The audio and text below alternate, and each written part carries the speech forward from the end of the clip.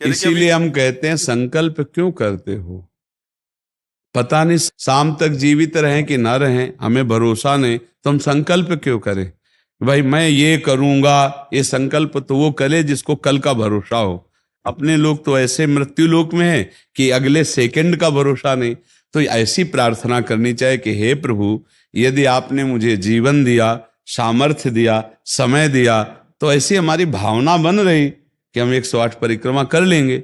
और अगर नहीं समय, नहीं शरीर सामर्थ्य रही, तो हम एक को नहीं करेंगे, तो कोई अपराध नहीं लगेगा। अगर संकल्प ले लिया कि अब 108 करेंगी, तो अब करना चाहिए। फिर देखो, संकल्प पूरा करना चाहिए। तो अभी इस जान तो शरीर में है ही, तो संकल्प के लिए फिर उसी कार्य में लगा जाता है। पर हम सबसे प्रार्थना करते हैं संकल्प ना लिया जाए।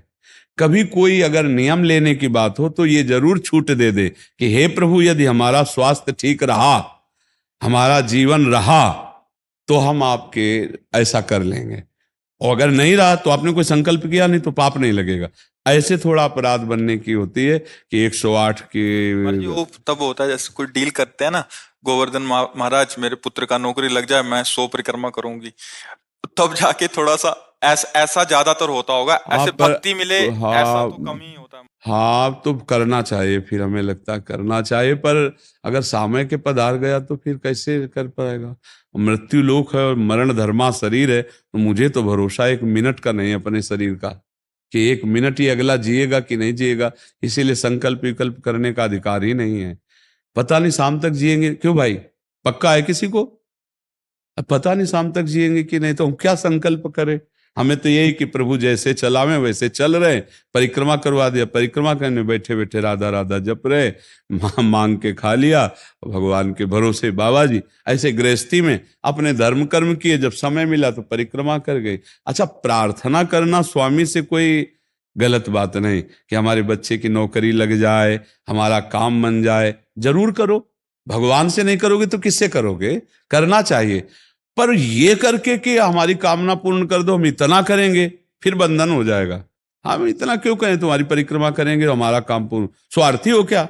हमारे पिता हो, हमारे स्वामी हो, हमारी जरूरत है, मांग रहे कि प्रभु हमें एक संतान दे दो, हम आपको कुछ करेंगे। ये हम में बस नहीं, हमारे पास तो जो कुछ दिया हुआ सब आपका है नाथ। स्वाभाविक 108 परिक्रमा लग जाए, कोई बात नहीं। संकल्प मत करो, मांग जरूर लो, तुम्हें मांगना है। और छूट दे दो कि प्रभु यदि उचित हो तो ऐसा करना, अगर उचित ना हो तो प्रभु लाख बार मांगो तो भी पूरा मत करना।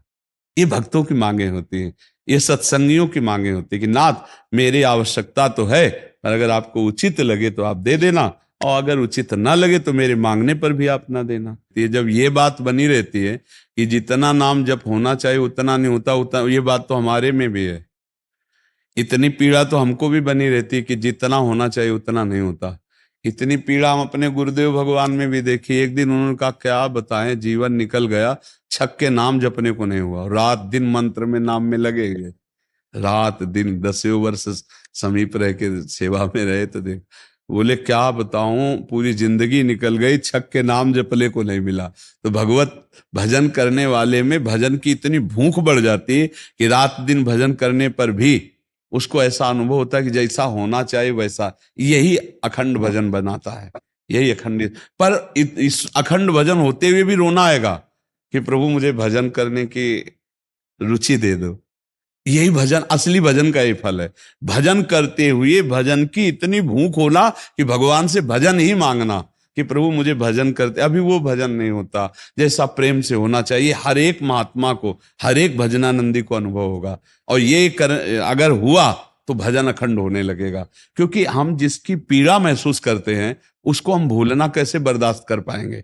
तभी वो अखंड स्मृति कर पाता है।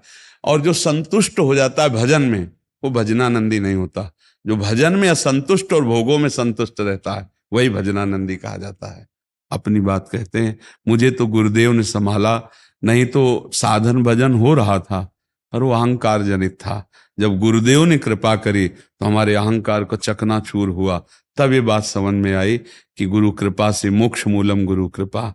गुरुदेव भगवान साक्षात करुणामय प्रियालाल के स्वरूप हैं। वो जब कृपा करते हैं तो अहंकार नष्ट हो जाता है, और अहंकार नष्ट होते ही दैन्यता आ जाती है।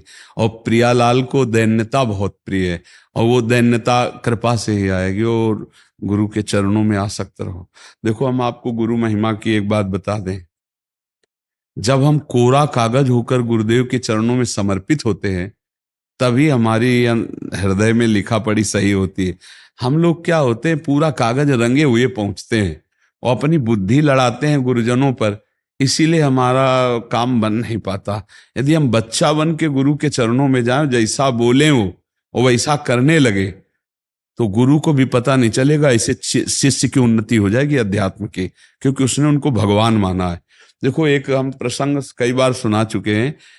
एक उड़िया बाबा ने सुनाया था प्रसंग कि एक बंगाल के भगत के मन में आया कि मैं गुरु बनाऊं।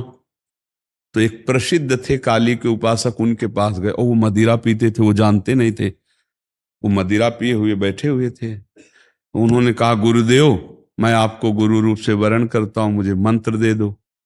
तो शराब के नशे में लड़खड़ाते हुए मंत्र बोले, तो अशुद्ध मंत्र और अशुद्ध अवस्था, पर वो सीधा सरल भक्त भगवान मान के गुरु की छवि लेके पूजा में रख के और मंत्रानुष्ठान, अशुद्ध मंत्र। 1 साल ही हुआ कि मां भद्रकाली प्रकट हो गई, काली, और उनका बेटा, तेरा गुरु ढोंगी है। तो उन्होंने कहा, मां, पहली बात तो आप गुरु को ऐसा ना बोले, गुरु हमारे परब्रह्म है, आप ऐसा ना बोले। बोले, बेटा तो बहुत सरल है, जानता नहीं, वो शराब पीता है, और जो मंत्र दिया ना वो अशुद्ध है। मां ने कहा। तो उनका, मां, अब तो और विश्वास आपकी बात पे नहीं रहा। अगर गुरु ने अशुद्ध मंत्र दिया होता तो तुम